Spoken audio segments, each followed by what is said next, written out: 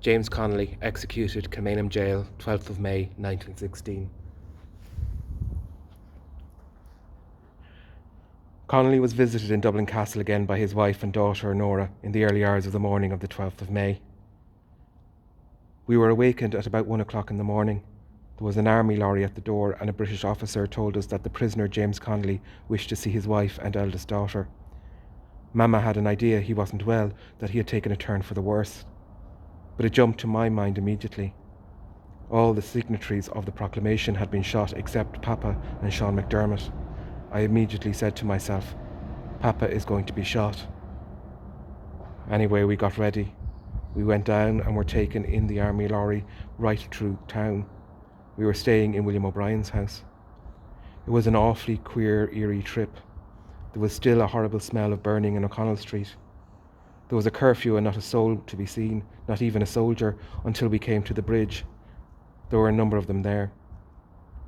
When we were shown in, Papa said, "Well, Lily, I suppose you know what this means." She said, "Oh no, Jim, oh no." And he said, "Yes, lovey." And then Mama broke down sobbing with her head on the bed. Papa said, "I fell asleep for the first time tonight, and they wakened me up at 11 and told me I was to die at dawn." Mama said, "Oh no," again, and then crying bitterly. "But your beautiful life, Jim, your beautiful life." And he said, "Wasn't it a full life, Lily, and isn't this a good end?"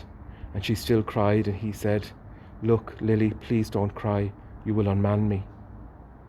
So she tried to control herself. I was trying to control myself too. Then Papa said to me, "Put your hand down on the bed." So I put it down on the bed, and he said, "That's a copy of my statement to the court-martial. Try and get it out." The piece of paper was folded up very tightly, very small, so I took it anyway. And we stayed there talking of little things. He was trying to plan a life for us after he'd be gone. One thing he said to Mama I remember: "The socialists will never understand why I am here. They will all forget I am an Irishman." And then they told us that time was up and that we'd have to go. He was to be shot at dawn. So Mama, we couldn't get Mama away from the bed, and the nurse had to come and help her away. And I went to the door, and then I went back again to him, and that was the last I saw of him.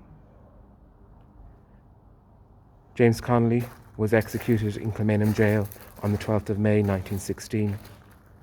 The Catholic Bulletin quotes the surgeon who attended him as having asked Connolly if, at the moment of his execution, he would pray for him and for those who were about to shoot him.